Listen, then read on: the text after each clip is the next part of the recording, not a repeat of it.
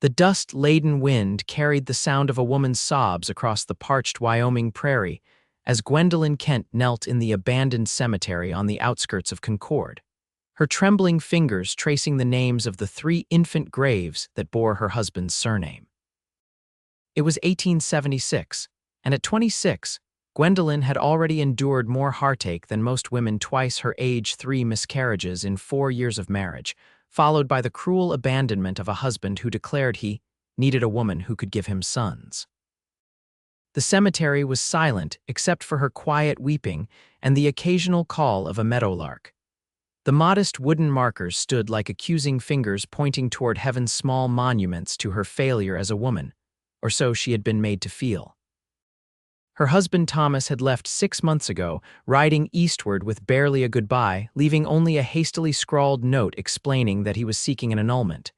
The town's whispers had followed her ever since. "Mrs. Kent," a deep voice called from behind her, "I don't mean to disturb your grief." Gwendolyn hastily wiped her tears with the sleeve of her faded calico dress and turned to find Preston Caldwell, the tall rancher who had recently purchased the sprawling Diamond Sea Ranch 10 miles outside of town.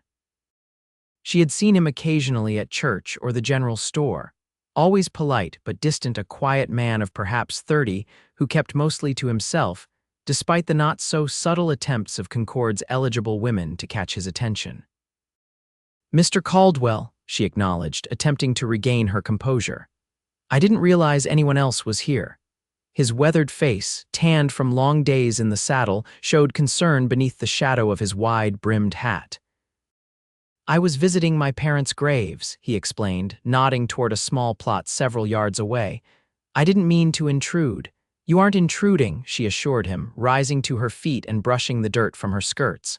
"I was just—" Her voice faltered. "You don't need to explain," Preston said softly. He shifted awkwardly, clearly uncomfortable but unwilling to simply walk away from her distress. "May I walk you back to town? It's getting late." Gwendolyn hesitated. Being seen with Preston would only add to the town gossip, but the walk back to her small home on the edge of Concord suddenly seemed impossibly long and lonely. "Thank you," she finally said. "That would be kind." They walked in silence for several minutes, the setting sun painting the western sky in vivid shades of orange and purple. Preston cleared his throat awkwardly. "I heard about your husband's departure," he said, then immediately looked regretful. "I apologize, that was presumptuous of me." "Everyone in Concord knows," she replied bitterly. "It's a small town with large ears. And small minds often enough," he added. When she glanced at him in surprise, he continued, "I've been the subject of my share of gossip since arriving. A man my age, unmarried, running a ranch that size, they've decided I must be odd in some fashion." Despite herself, Gwendolyn smiled faintly. "And are you, odd in some fashion?" A hint of a smile touched his lips. "Perhaps. I prefer my own company most times. And horses rarely disappoint the way people can." They reached the edge of town as the first stars appeared in the deepening blue sky. Gwendolyn's small house stood separate from the others, a modest clapboard structure with a small vegetable garden alongside. "Thank you for walking me home, Mr. Caldwell," he nodded, then hesitated. "Mrs. Kent, I know it's not my place, but if you need any help around your property fixing that porch step or the like, I'd be happy to lend a hand." The unexpected kindness nearly undid her composure. "That's very generous, but I wouldn't want to impose. It wouldn't be an imposition." His eyes, so direct and honest, held hers. "Everyone needs a helping hand sometimes." After he left, Gwendolyn sat on her front porch watching the stars emerge, wondering at the brief moment of comfort she had felt in his presence, the first such moment since Thomas had left. 2 days later, Gwendolyn was arranging flowers at the church when she overheard Mrs. Tilly, the minister's wife, speaking with Beatrice Warner, the town's most notorious gossip. "Poor Thomas Kent," Beatrice was saying. "Can you imagine spending years married to a barren woman? A man needs sons to carry on his name." "It's a burden, to be sure," Mrs. Tilly agreed. "Though he might have shown more Christian charity before abandoning her so abruptly." "Well, I heard he's already courting a young woman in Denver. Barely 19, from a good family. Mark my words, she'll give him the children Gwendolyn couldn't." Gwendolyn's hands trembled so violently that she dropped the vase she was holding. It shattered on the wooden floor, water and flowers spilling across the planks. Both women turned, their faces shifting from surprise to embarrassment when they realized she had heard every word. "Oh. Gwendolyn, dear," Mrs. Tilly stammered. "We didn't see you there." "Clearly," Gwendolyn said, her voice tight as she knelt to gather the broken glass. A sharp edge sliced her finger, and a drop of blood fell to mix with the water on the floor. "Let me help you," Beatrice offered, stepping forward with false solicitude. "No, thank you," Gwendolyn said coldly. "I'm quite accustomed to cleaning up messes on my own." She wrapped her bleeding finger in her handkerchief and fled the church, tears blinding her as she rushed down the dusty street. In her haste, she collided with a solid form coming around the corner. "Mrs. Kent." Preston Caldwell steadied her with his hands on her shoulders. "Are you hurt?" "Not physically," she said before she could stop herself. She pulled away, mortified by her outburst. "Excuse me, Mr. Caldwell, I wasn't watching where I was going." His keen eyes took in her tear-streaked face and the bloodied handkerchief. "You are hurt," he insisted. "Your hand, it's nothing, a small cut." She tried to step around him, but he remained in place. "Mrs. Kent Gwendolyn," he said, using her given name for the first time. "Please let me help." Something in his voice and earnestness, a genuine concern that had been absent from her life for so long, broke through her resistance. She allowed him to lead her to the town doctor's office, where Dr. Wilson cleaned and bandaged the cut. "Not too deep," the doctor pronounced. "Keep it clean and it should heal nicely." Preston waited outside, and when she emerged, he offered to escort her home. This time they talked as they walked about the unseasonable heat, about his cattle operation, about her small garden. Normal, everyday topics that helped settle her nerves.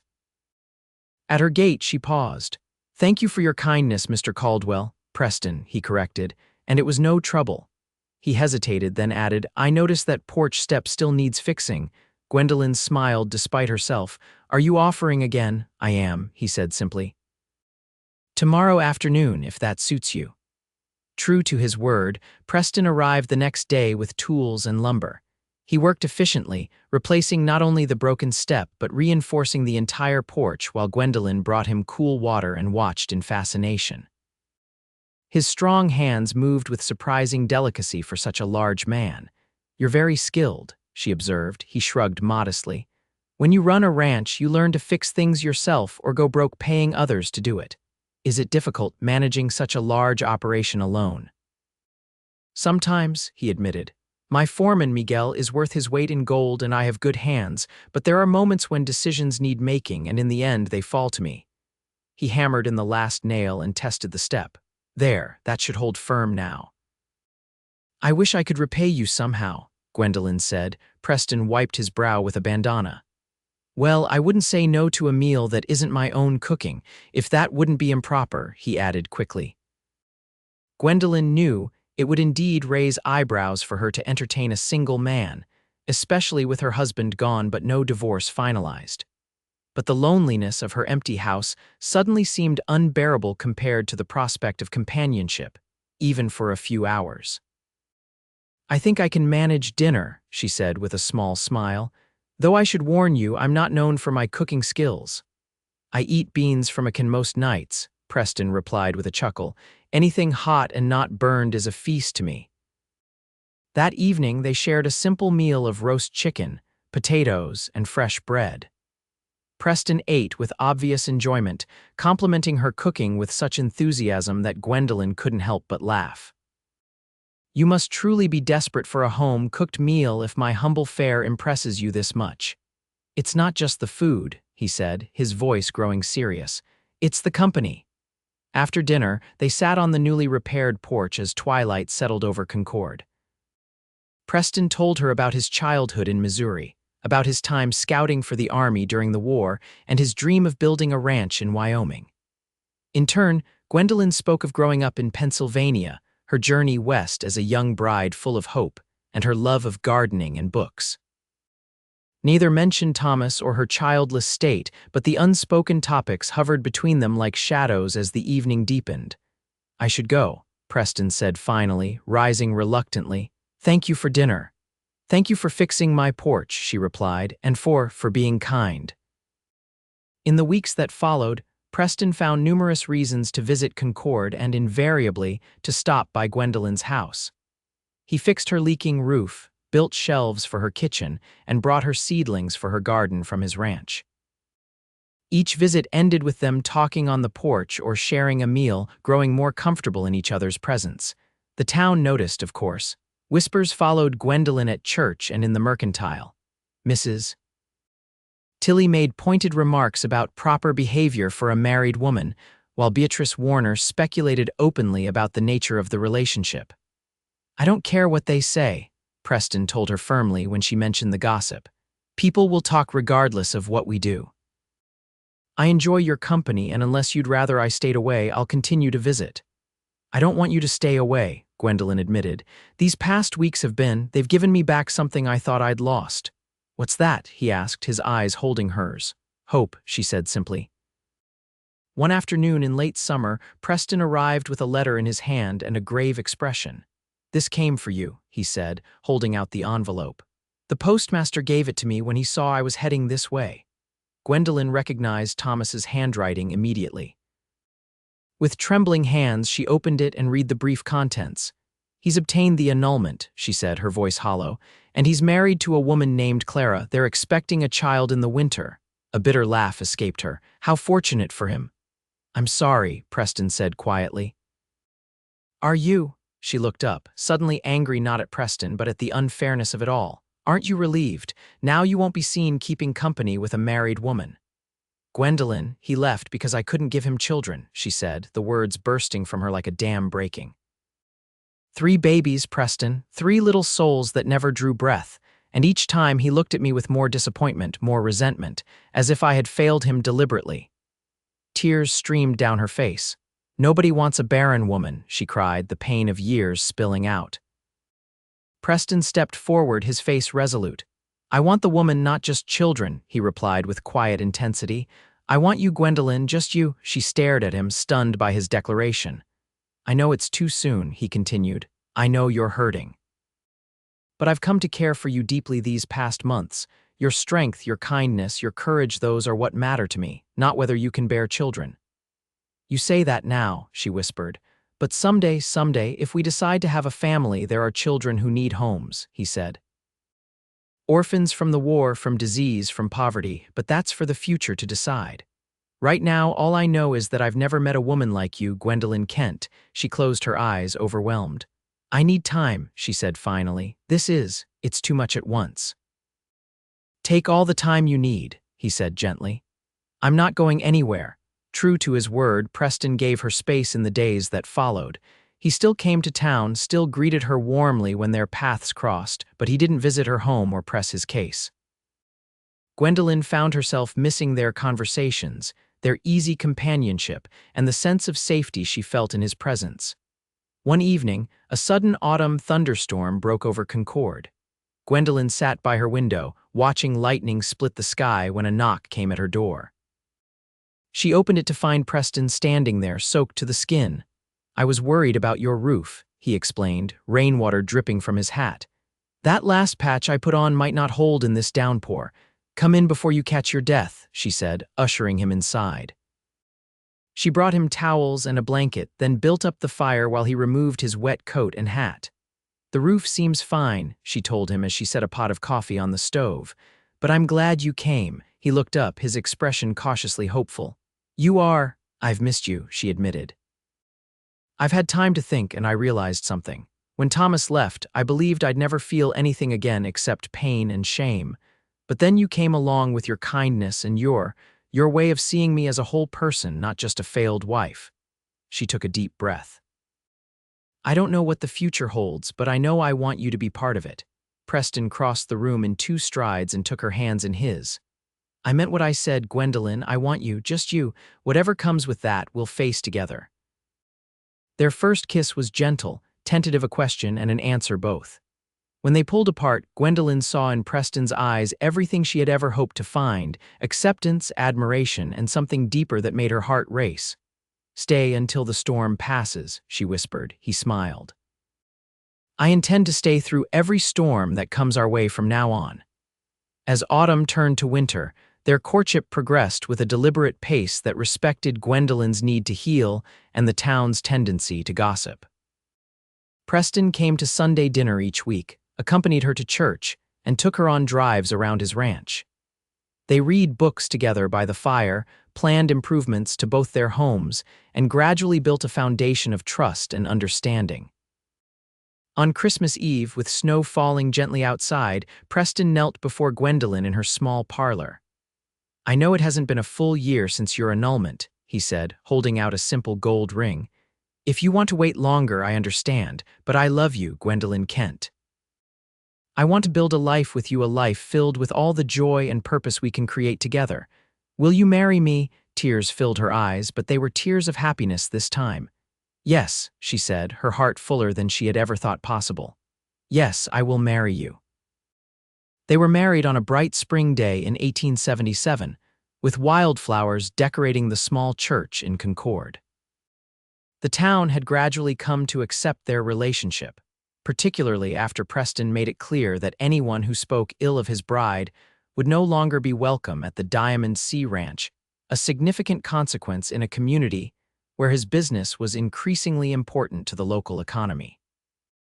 Their wedding night was tender and unhurried, with Preston's gentle touch healing old wounds Gwendolyn hadn't known she carried. In his arms, she found not only pleasure but a profound sense of belonging that had nothing to do with her ability to bear children. "I never thought I could feel this way," she confessed as they lay together in the moonlight that filtered through the curtains of the master bedroom at the ranch house. "This is just the beginning," he promised, kissing her forehead. "We have a lifetime ahead of us." In the months that followed, Gwendolyn blossomed in her role as mistress of the Diamond Sea.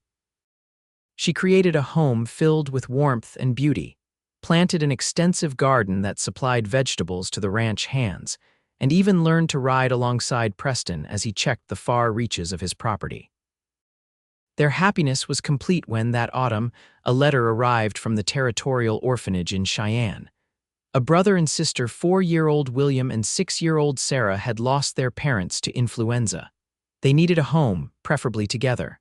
"What do you think?" Preston asked cautiously as they read the letter together. "Is it too soon?" Gwendolyn's heart was already decided. "It's not too soon, it's exactly right." They traveled to Cheyenne the following week.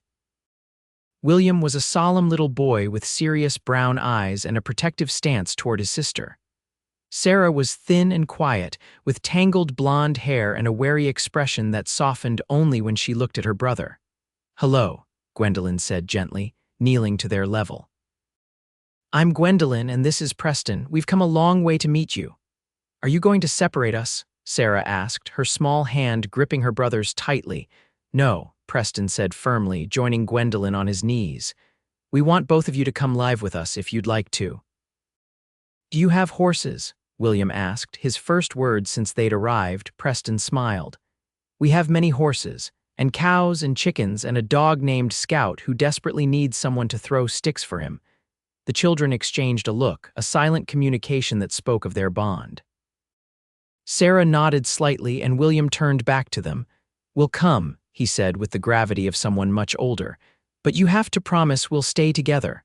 "We promise," Gwendolyn said, tears in her eyes. "Family belongs together." The journey back to the Diamond Sea was filled with small discoveries: Sarah's love of singing, William's fascination with birds, their shared delight in simple pleasures like hot cocoa and freshly baked bread. By the time they reached the ranch, the children were sitting close to Preston and Gwendolyn in the wagon, their initial wariness replaced by cautious hope. Scout greeted them with enthusiastic barking, and Miguel's wife, Elena, had prepared a welcoming meal. The children's eyes widened at the sight of their new home, the sprawling ranch house with its wide porch, the bunkhouse where the ranch hands lived, the barn and corrals filled with horses and cattle. "Is this all yours?" Sarah asked in wonder. "It's all ours," Preston corrected gently. "This is your home now, too." That night, after tucking the exhausted children into their beds in adjoining rooms, Gwendolyn sat with Preston on the porch swing, leaning against his solid presence. They're so fragile, she whispered, so wounded by what they've lost. They're also resilient, Preston said, his arm tightening around her, like someone else I know. Do you think we can give them what they need? Love, safety, belonging, he kissed the top of her head. I believe we can, and they'll give us just as much in return. He was right. The months that followed were both challenging and rewarding as they all adjusted to their new family. There were nightmares and tears, moments of testing boundaries and retreating into silence. But there were also first writing lessons, reading stories by the fire, helping in the garden, and gradually, the sound of children's laughter filling the ranch house. By Christmas, William was following Preston everywhere, soaking up knowledge about horses and cattle with an eagerness that delighted the ranch hands. Sarah had discovered Gwendolyn's collection of books and often curled up next to her foster mother as they read together, sometimes joined by William for evening stories. On Christmas Eve, as they sat before the fire after the children had gone to bed, Preston took Gwendolyn's hand. I have something for you, he said, handing her a small package wrapped in brown paper. Inside, she found legal documents, adoption papers for both children approved by the territorial court. How did you manage this so quickly? She asked, amazed. Judge Parker owed me a favor, Preston said with a smile, and I might have promised him the pick of next spring's foals for his daughter. So they're truly ours now. They have been from the moment we met them, he said. This just makes it official. Merry Christmas, Mrs. Caldwell. She kissed him deeply, overcome with gratitude. Merry Christmas, my love. The following morning they shared the news with the children, Sarah's eyes filled with tears. Does this mean we can call you Ma and Pa? She asked hesitantly. If you want to, Gwendolyn said, her own eyes moist. We would be honored. William considered this seriously. I remember my first Pa a little, he said, but I think he would want me to have a new Pa now. Preston knelt before the boy. Your first father will always be part of you, William. We don't want to replace him in your heart. We just want to give you more people to love you. The boy nodded, then surprised them all by throwing his arms around Preston's neck in a fierce hug. Merry Christmas, Pa, he whispered. As winter gave way to spring, the Caldwell family settled into a rhythm of ranch life.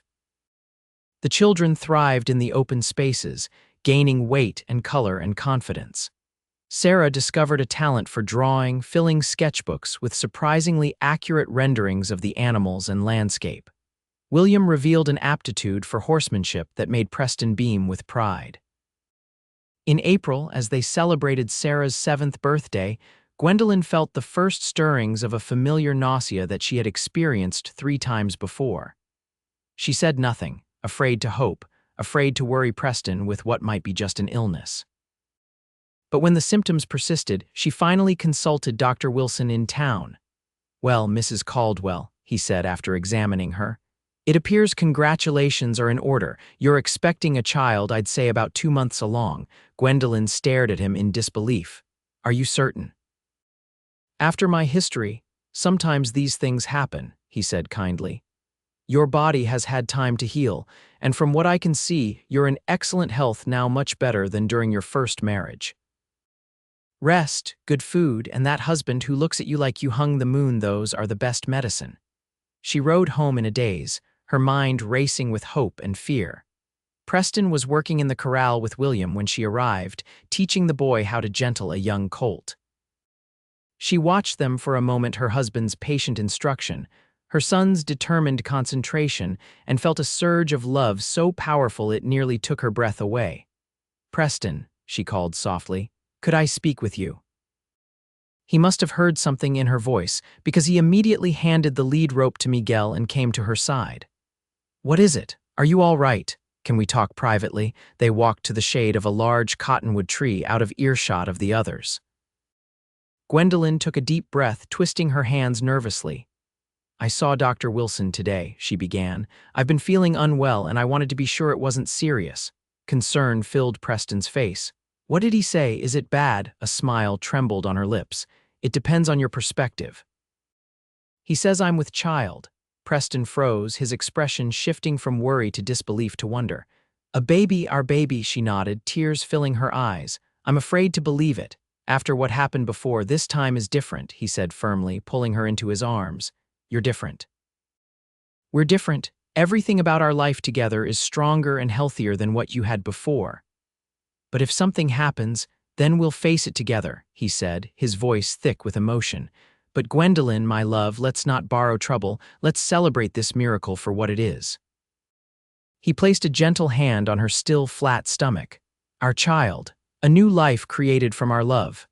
They decided to wait before telling the children, mindful of the risks given Gwendolyn's history. But as the weeks passed and her pregnancy progressed without complications, their cautious hope grew stronger. By the time her condition became visibly apparent, they felt ready to share the news. They gathered Sarah and William in the family parlor one evening after dinner. The children exchanged curious glances, sensing the importance of the moment. We have something special to tell you, Preston began. Something wonderful is happening in our family. Sarah's eyes widened. Are we getting a puppy of our own? Scout is nice, but he sleeps in the bunkhouse with the men. Gwendolyn laughed. Not a puppy, though that's not a bad idea for the future. No, what's happening is that there's going to be a new baby in our family. I'm going to have a baby, which means you two will be a big sister and brother. William frowned thoughtfully. Where is the baby now? The baby is growing inside me, Gwendolyn explained, resting a hand on her slightly rounded middle. Just like you grew inside your first mother before you were born, the baby will be ready to come out around Christmas time. Sarah approached cautiously and placed her small hand next to Gwendolyn's. Does it hurt, having it inside you? Sometimes I feel a little sick or tired, Gwendolyn said honestly, but it doesn't hurt, and feeling the baby move is actually quite wonderful. Can I feel it move? William asked, joining his sister. Not yet, but soon, Preston promised. In a few more weeks, the baby will be big enough that we can all feel the kicking. Will you love the baby more than us? Sarah asked suddenly, her voice small. Because it's really yours. Preston and Gwendolyn exchanged a glance, and then Preston gathered both children onto his lap, despite William's half-hearted protest that he was too big. Listen to me, both of you, he said seriously. You are our children, period. We chose you and you chose us. We are a family. This new baby won't change that, it will just make our family bigger and noisier. His voice softened. There's something magical about love. It doesn't divide. When you share it with more people, it multiplies.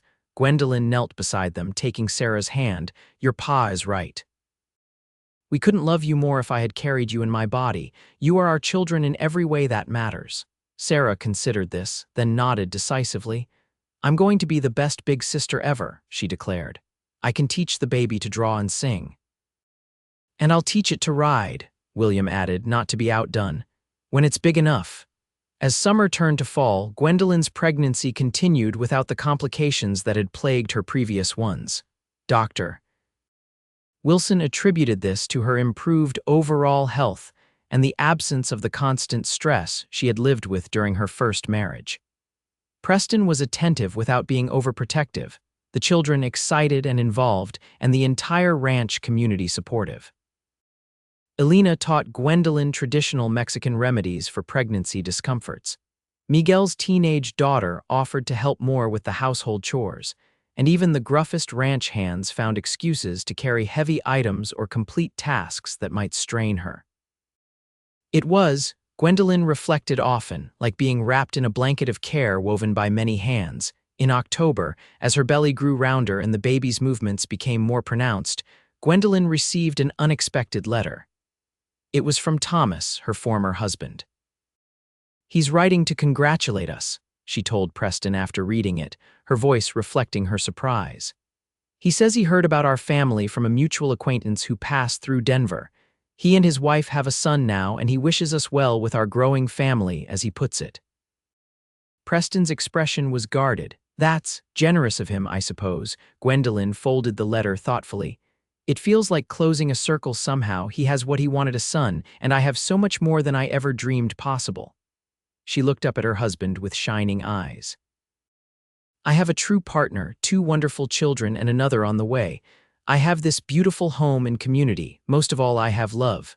Are you going to reply? Preston asked. I think I will, she decided. Not out of any lingering attachment, but because I'm truly happy for him.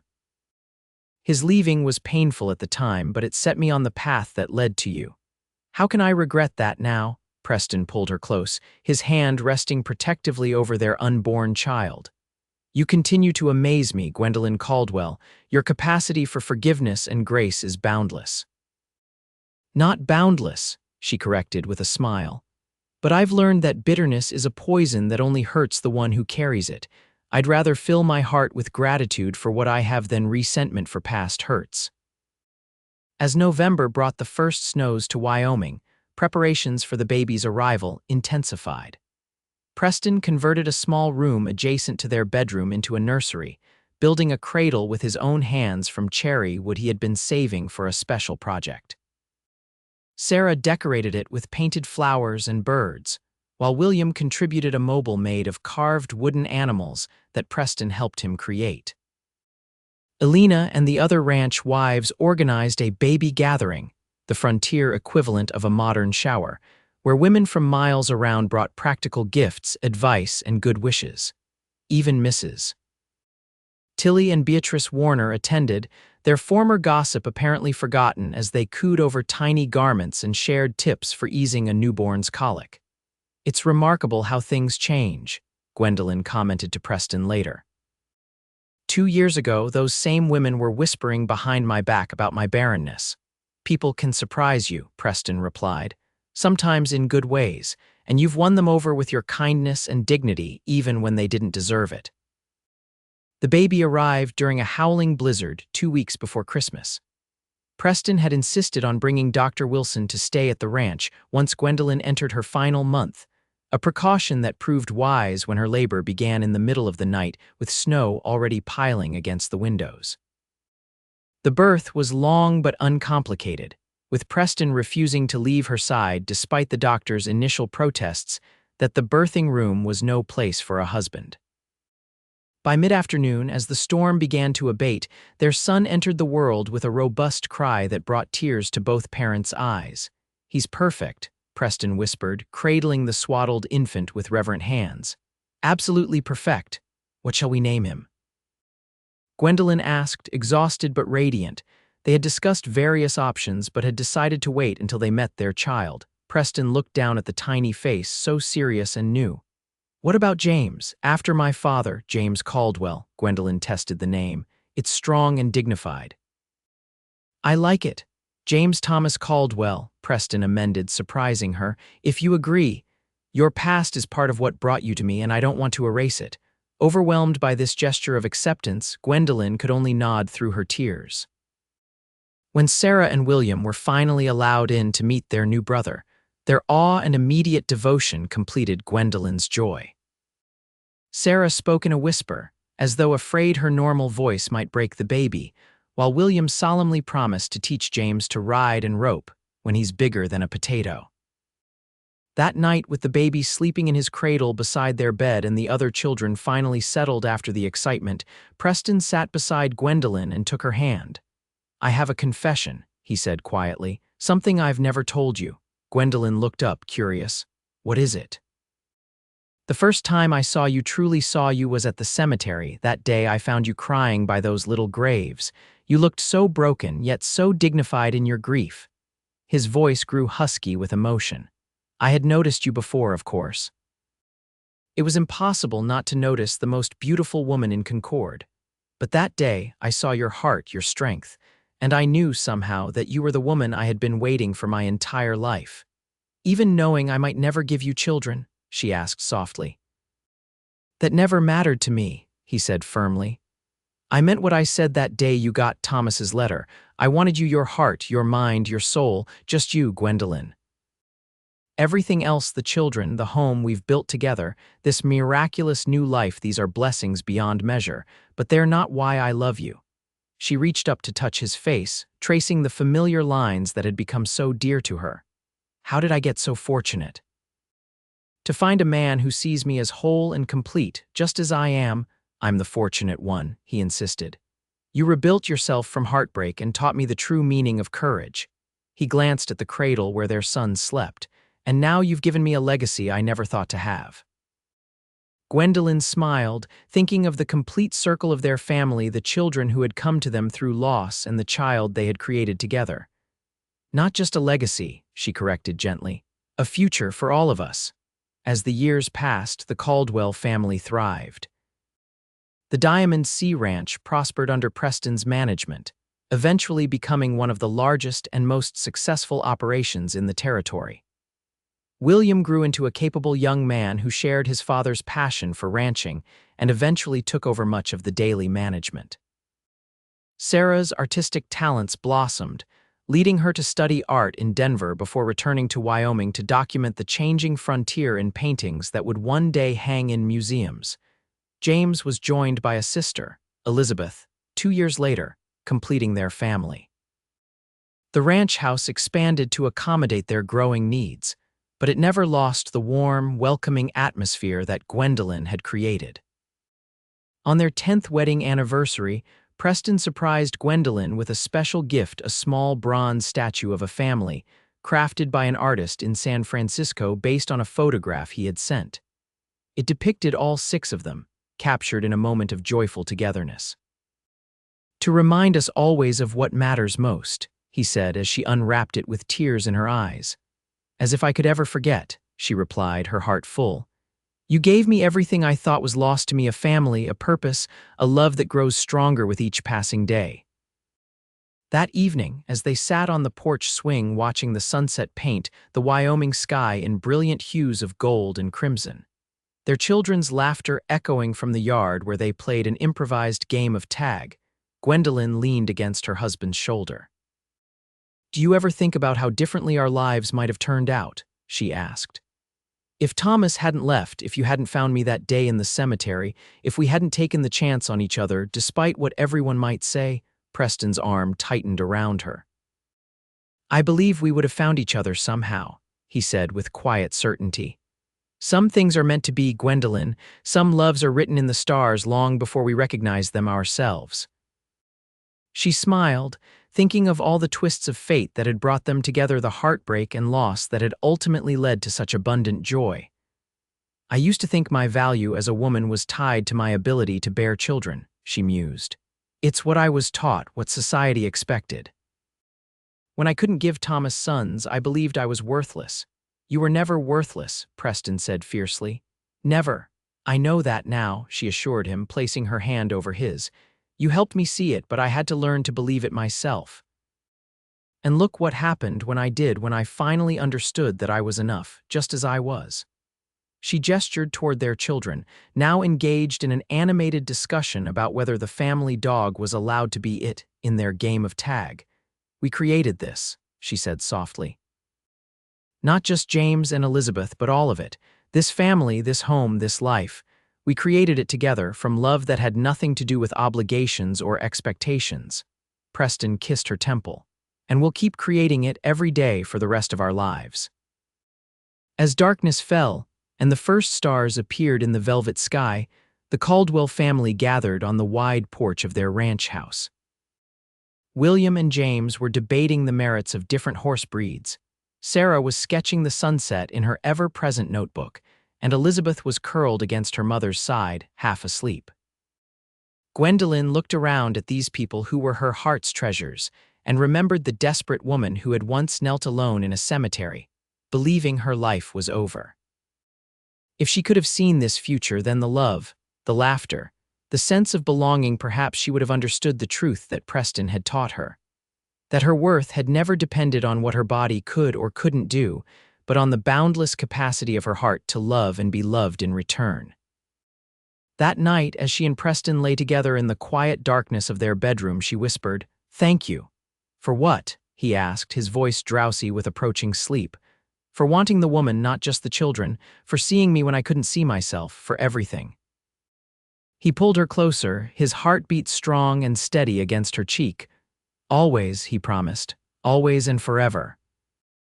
And as she drifted towards sleep in the safety of her husband's arms, Gwendolyn Kent Caldwell knew with absolute certainty that she had found her true home not in a place, but in the love that had healed her broken heart and given her a life more beautiful than she had ever dared to dream.